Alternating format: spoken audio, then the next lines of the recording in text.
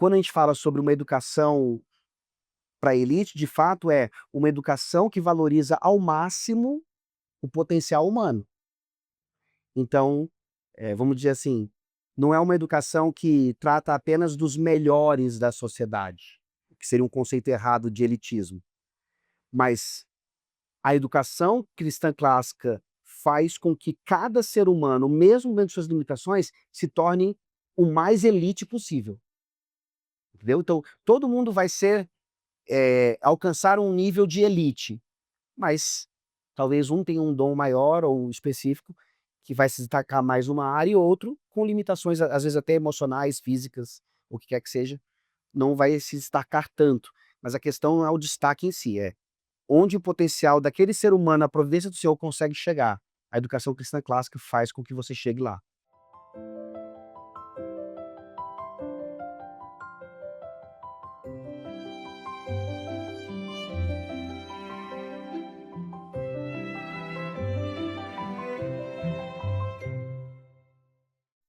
Seja bem-vindo, Obrigado. Mister Broto, é um prazer tê-lo aqui conosco. E hoje nós vamos conversar um pouquinho sobre os princípios da educação cristã clássica, o que as pessoas quem está encontrando isso pela primeira vez precisa saber. Ok. Então, para começar, a gente gostaria de saber que, para quem ouve falar sobre isso pela primeira vez, o que é, afinal de contas, a educação cristã clássica e como que ela é diferente do modelo tradicional que a maioria de nós vivenciou? Certo. Essa primeira pergunta já seria um tema para uma entrevista toda, um podcast todo. Mas de maneira resumida, há pouquíssimo tempo, eu diria aí no máximo 200 anos, a filosofia como um todo sofreu muita influência, né. Toda a bagagem de iluminismo e tudo mais, na Idade Moderna, acabou fazendo com que Deus fosse tirado da pedagogia, assim como de várias outras áreas. E nessa retirada de Deus da pedagogia, obviamente, a educação ficou então à mercê dos homens e do próprio Satanás, né. Então, com toda a idade da razão, iluminismo, a educação acabou virando totalmente pragmática, mecanicista, positivista, todas essas influências filosóficas. E aquilo que a educação era até 1800 ali, talvez entrando em 1900, ficou deixado de lado. E o que ela era então até esse tempo, era justamente o que a gente está chamando hoje de educação cristã clássica, tá. Esse nome acaba sendo um pouco redundante, essas qualificações, porque nós deveríamos tratar apenas de uma educação. Foi dada por Deus, ele traz toda a estrutura disso. Durante a Idade Antiga, né, lá antes do Novo Testamento, o povo de Deus sempre foi educado dessa forma. E aí houve a transição ali greco-romana, onde se concentra a ideia do clássico, como ele é entendido. E depois isso é resgatado com a era apostólica e redesenvolvido com a idade medieval, até chegar nesse período ali em que a educação foi, totalmente tomada pelo progressismo, materialismo, e hoje a gente está vendo um resgate disso, tá. Então, primeira coisa, não é nada novo, é um resgate. E em relação à educação que a gente chama de moderna ou até pós-moderna, ela é, como eu já mencionei, progressista, mecanicista, positivista, pragmática, enquanto a educação como ela é, que a gente está chamando hoje de cristã clássica, por isso que eu falei que é redundante, né, porque a educação ela sempre teve que ser cristã e clássica. Ela é uma educação que forma o homem como ele deve ser formado, holisticamente, pensando na eternidade, não só nesse mundo. É vocacional também no sentido de despertar no homem aquilo que ele realmente foi chamado para fazer e não apenas algo que traz resultado ou que traz algum valor monetário. Enfim, eu diria que a diferença principal é a educação cristã clássica é um modelo que Deus estabeleceu para a humanidade, não só para o seu povo, né, mas obviamente principalmente para o seu povo, e que por alguma razão isso foi perdido no tempo e agora está sendo resgatado na providência dele. Certo. E a gente, quando começa a estudar um pouco mais sobre educação cristã clássica, começa a ouvir falar de alguns termos, né? Como trivium, dentro do trivium a gramática, lógica, retórica, o quadrivium. Como que isso funciona na prática, no dia a dia do aluno? Tá. É importante a gente olhar para essa linha do tempo que eu trouxe bem brevemente para vocês. Eu insisto em dizer que a educação cristã clássica, ou esse tipo, né, já fez parte da humanidade desde os primórdios. Claro que isso vai sendo desenvolvido. Então, com a era medieval, começa-se a usar o termo trivium e quadrivium, que hoje está bem famoso por causa do resgate. Então, na prática, é pegar essa cosmovisão toda, essa filosofia pedagógica, né, de formação integral do homem, e por meio dessa metodologia que são as 7 artes liberais, que é apenas o esqueleto, né, e ao redor disso vem tantas outras coisas. Você poder aplicar numa sala de aula, no corredor de uma escola, numa aula de educação física, ou seja, não é apenas algo específico para uma matéria ou outra. O trivium, que são as 3 artes liberais ligadas à linguagem ou à letra, gramática, dialética e retórica, elas estabelecem, então, esse fio condutor de aprendizado de qualquer coisa, tá? Enquanto o quadrivium, então, que já seriam as artes liberais ligadas ao número, né, aritmética, geometria, música e astronomia, mostram como essa amplitude da criação de Deus, então, envolve, e a criação sempre tem isso, letras e números, tá? Então, no trivium e no quadrivium você consegue abranger todos os tipos de conhecimento. E aí cada área vai exigir mais especificamente detalhes e características próprias.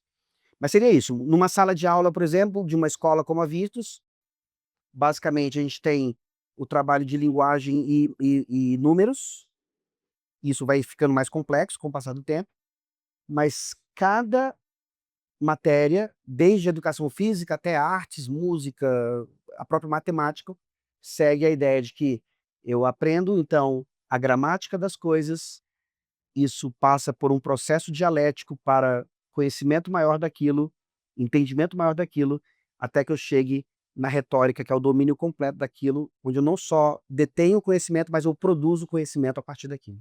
E você comentou um pouquinho sobre essa questão da educação ter deixado Deus de lado, Certo. certo? Como que há essa integração na educação cristã clássica, né, da fé e do estudo? A fé é apenas uma disciplina da grade ou ela atravessa todas as matérias? Perfeito, essa pergunta reflete essa dicotomia que a modernidade trouxe, né. Fé é uma coisa, é algo de domingo, é algo da igreja. Aquilo que é público ou científico é o que deve determinar a educação ou qualquer outra coisa no relacionamento humano. Então, eh, quando você olha, vamos voltar só até o medievalismo. No resgate dessas coisas, o desenvolvimento de estudo, lá entendia-se que a teologia era a rainha das ciências, certo? Então, hoje, quando você traz essa restauração da pedagogia clássica, ou cristã clássica, você entende que a Bíblia, ou a fé, ou a teologia não é apenas uma matéria a mais no currículo. É ela que determina como tudo funciona. E mais uma vez, não só curricular, né? Relacionamentos interpessoais, como é que se relaciona um professor e um aluno, os colegas entre si, os professores e tal. Então é uma escola ou um ambiente educacional onde a fé permeia todas as coisas. Isso acontece muito quando a gente recupera a ideia de cosmovisão cristã. Numa igreja, numa faculdade, você vai vendo que a fé, então, ela vai dominar todas as áreas. Isso não quer dizer que a Bíblia é um livro científico, um livro de matemática, mas a Bíblia é um livro pelo qual você entende e compreende adequadamente todos os outros livros. Essa seria a ideia. Perfeito. E existe um mito de que a educação clássica ela é antiga demais ou desconectada do mundo moderno, tecnológico. Muitos pais ficam nessa dúvida: será que o meu filho vai estar preparado para o mundo de hoje, como que Perfeito. você responde a essa questão? Excelente. Eh, Quando a gente fala de clássico, acho que um bom sinônimo, não é um sinônimo exato, mas uma boa, explicação do que é clássico é aquilo que é eterno. Ou seja, independentemente da cultura, do tempo, é algo que faz sentido, é algo que traz, eh, benefícios para a humanidade.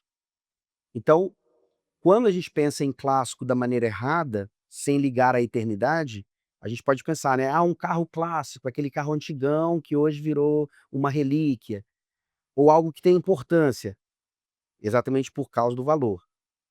Mas clássico nesse sentido então, é atemporal, justamente porque procede de Deus, da eternidade, e nos leva, nos prepara para a eternidade. Então realmente, tem algumas pessoas que talvez apliquem o clássico de maneira um pouco nostálgica, nesse sentido, mas, na verdade, o clássico nada mais é do que algo extremamente atual, porque cada, período da história na providência do Senhor tem seus desafios, tem suas, eh, os seus desenvolvimentos históricos. Então quando a gente aplica hoje, por exemplo, para dar um exemplo bem prático, educação cristã clássica no século XXI, numa escola como a Virtus, você pode ter uma aula de robótica, ou você pode ter uma aula de TI. Mas dentro daquilo que eu falei anteriormente, uma estrutura do Trivium guiando todo o conhecimento, ou sabendo que aquilo ali não é meramente robótico ou mecanicista, tem uma filosofia por trás, tem aspectos que precisam, ser tratados de maneira ética, né, então, nós vivemos a nossa realidade, nós não queremos voltar para o século XVII ou outro qualquer, mas no século XXI aplicar esses princípios, entendendo os desafios da época, e isso é ser clássico, porque é atemporal. Certo. E uma outra questão que muitas pessoas pensam também, é que a educação clássica ela é elitista, ela é só para uma elite, que quer se isolar do mundo real, ou um tradicionalismo rígido. O que que é mito, o que que é verdade nessa crítica quando a gente olha para a prática do ensino? Eu gosto muito desse debate que as pessoas colocam, porque a gente perdeu o o valor verdadeiro da palavra elite. Hoje elite parece algo que exclui outros, no sentido de, preconceito e tudo mais. E infelizmente isso tem muito pressuposto progressista, né, de conceitos falsos da Revolução Francesa, igualdade, liberdade, fraternidade e tudo mais. Então, elite, na verdade, vem, do latim eligere, que quer dizer eleger, tá? E é interessante porque quando alguém elege uma pessoa para um cargo representativo, independentemente da visão ideológica, aquela pessoa reconhece automaticamente que nem todos necessariamente poderiam assumir aquele cargo. Aquela pessoa, por alguma razão, tem algo especial que faz com que ela seja eleita para aquilo, tá. Então, nós precisamos reconhecer que, existe na humanidade a questão da igualdade, todos nós somos um, em essência, mas Deus deu diferentes dons e talentos para pessoas, e quando a gente fala sobre uma educação para a elite, de fato, é uma educação que valoriza ao máximo o potencial humano.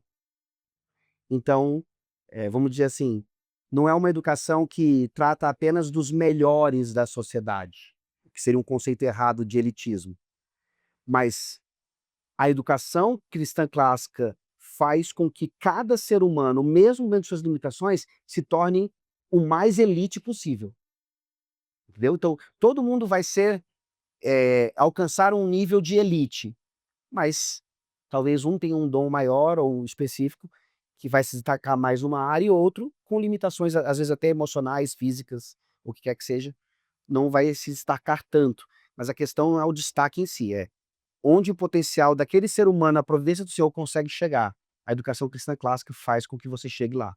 É uma educação de elite nesse sentido. E para aqueles que dizem que é só um tradicionalismo vazio? Tradicionalismo vazio. Volta um pouco àquela ideia do conceito de clássico, de uma volta para o passado e tal. Algumas pessoas podem tornar a educação clássica assim, o que seria um erro, mas não é tradição por tradição. Tradições são importantes, especialmente aquelas que também são atemporais, independem de cultura. Então, não é um resgate de peças de museu, mas é, na verdade, um resgate daquilo que, agora no século XXI, sendo feito, vai ser uma tradição com sentido daqui a 100 anos, certo? Então a gente tem que pensar nisso também. Quando a gente olha para o passado, há 200, 300 anos atrás, aquilo era presente para eles, eles não imaginavam, talvez, que hoje isso seria tradição para nós. Então, uma tradição sem sentido é algo que, na verdade, não tem valor mesmo, mas dentro da educação cristã clássica, tudo que é feito tem propósito, e nesse sentido tem valor e nunca vai ser vazio. A educação clássica fala muito sobre formar o caráter e os desejos dos alunos, não apenas passar no vestibular.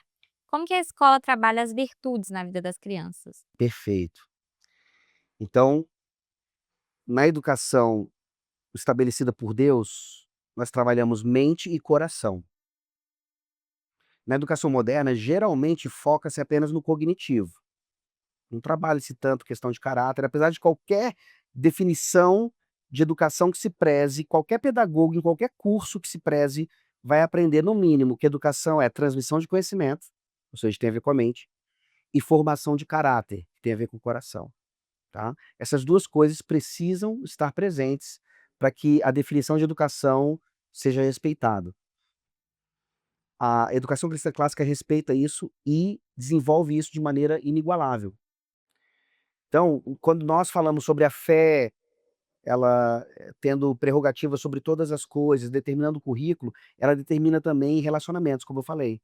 Então, numa escola como a Virtus, você vai ter um professor que não apenas ensina um aluno matemática, mas que vai estar preocupado, por exemplo, em eh, tendo uma crise ali comportamental, ele aproveitar aquela oportunidade para mostrar para o aluno que aquilo que ele está praticando não agrada a Deus e que ele precisa então se arrepender e pelo poder do Espírito Santo alcançar aquilo que agrada a Deus, ou seja, ele vai deixar o vício e vai alcançar a virtude, tá? Então isso é um processo constante, não é só apenas um um aspecto da coordenação ou da psicopedagogia da escola, mas toda a equipe, ela é treinada para, em todos os momentos, poder intervir e mostrar naquela providência do Senhor ali, como o coração precisa ser tratado, o que precisa ser transformado e assim por diante. Certo. Para finalizar, falando para os pais que estão nos assistindo, que querem começar a cultivar esses princípios dentro de casa hoje mesmo, por onde que eles podem começar? Tá. Graças a Deus hoje, nós temos muita literatura, né, acessível, então, pode-se começar por aí, lendo a respeito. Se você tiver acesso a uma escola na sua região, faça uma visita, né, procure saber, conhecer ali em loco como é que essas coisas funcionam. Tem a questão do homeschooling, né, da educação domiciliar, que hoje também tem sido uma ferramenta disponível a algumas famílias. E há algumas ferramentas hoje, algumas metodologias dentro do homeschooling que já usam a metodologia cristã clássica.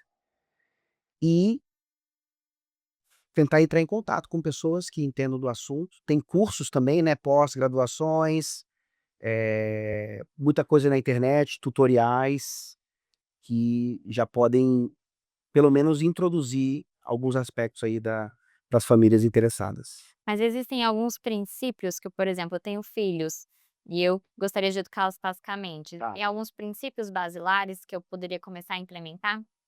É, assim, eu diria que além do cristão clássico ser redundante para a educação, em termos de qualificação, a educação necessariamente precisa ser cristã clássica. Quando você fala de clássico, isso está sendo um pouco redundante também quando você fala do que é cristão. Então, se você pega princípios cristãos de treinamento de filhos, você já está sendo clássico, entendeu? Então, se essas famílias interessadas, elas são cristãs, estão numa igreja saudável, que treina as famílias para isso, elas já estão criando seus filhos de uma maneira clássica. É claro que vai um pouco além, porque aí, nesse sentido, está sendo um treinamento talvez mais comportamental. Então, como é que fica a questão de ensinar a matemática, a linguagem e outras coisas? Aí você precisa mais categoricamente de um princípio como o trivium.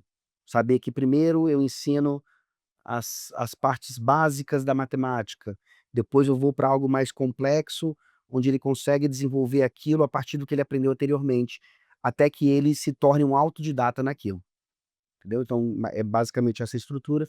E cada caso, né, cada idade vai representar alguma necessidade, mas os princípios, então, seriam esses, de em termos de conhecimento de algo, o trivium, basicamente, e em termos comportamentais, tudo aquilo que a Bíblia fala sobre o que filhos devem ser e pais devem fazer em relação às suas responsabilidades pactuais. Muito obrigada pela sua presença. De nada, obrigado vocês por ter chamado.